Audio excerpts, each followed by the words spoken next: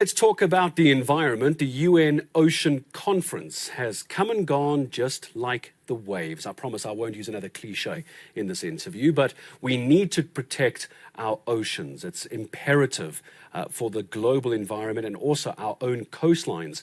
A Cape Town-based design company named Formula D, they're using all kinds of very clever, interactive traveling exhibits. I've seen some of the photos. They're trying to bring ocean science education directly to communities. But I'm a little bit worried this will go over the head of the majority of people. Let's make sure that doesn't happen. Michael Wolff is the co-CEO at Formula D. He's joining us from Cape Town this afternoon. Good afternoon, Michael. Great to have you on eNCA this afternoon. Let's just start here. Why is this important?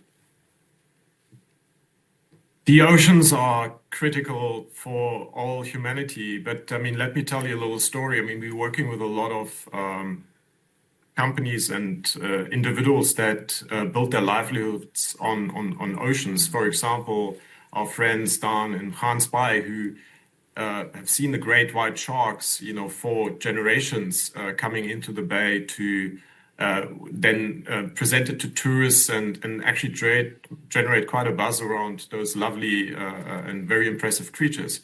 But they have been absent for many years now and really threatening the livelihoods of people who built a living around that. Also, fishing communities who see their catches decrease kind of dramatically, and their livelihoods of specifically the poorer communities is at stake here. We live off the oceans. We survive because of the oceans. Our oceans are being polluted. Climate change is a massive problem. But most importantly, I don't know if you've seen the latest David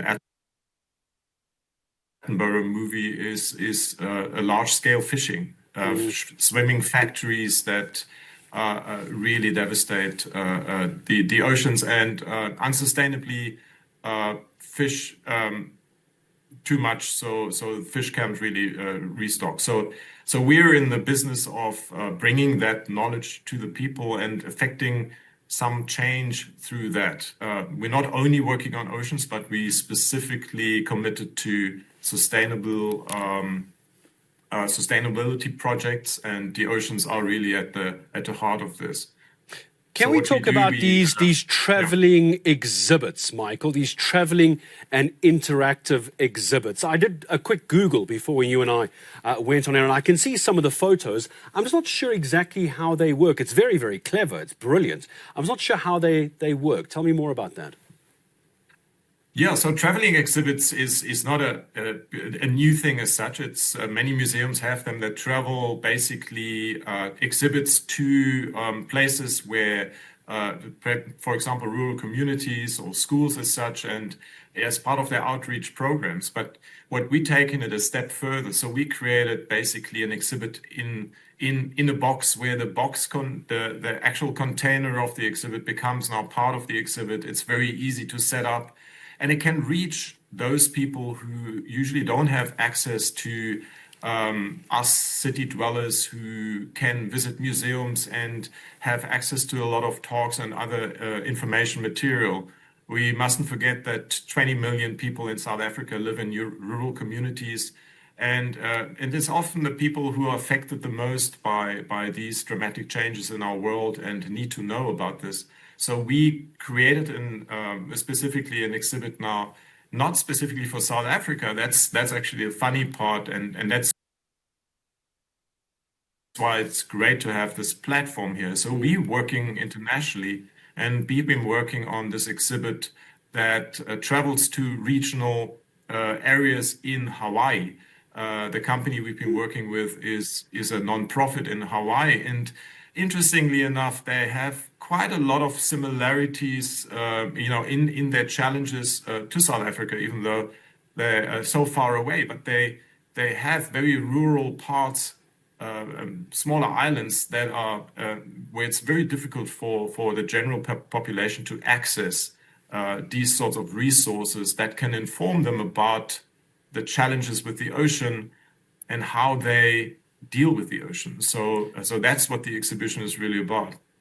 It's very clever, And Michael, as you explain why we need to try and bring together the rural areas of South Africa and the ocean, because you often think that it's only those who live by the sea, those that live on the beaches, those in coastal areas that care about the ocean environment. But what you're trying to do is actually get everyone else, even from rural areas, to get an early understanding of the impact that we're having on the ocean. How do you want people to interact with you and the company? What do you want someone watching today to do? Where do I send people to try and get more info?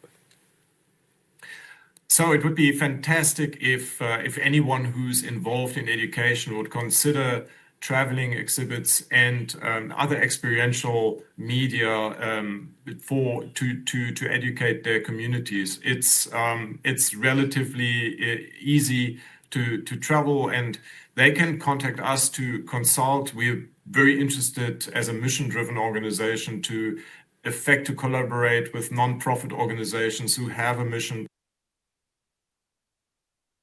to inform rural communities about climate change and other ocean health and other environmental issues and so forth. So we're actually experts in communicating these environmental issues to a broader population, and we believe that everybody deserves to know how they can adjust to things like climate change and what they can do themselves to protect themselves for these in these uncertain times.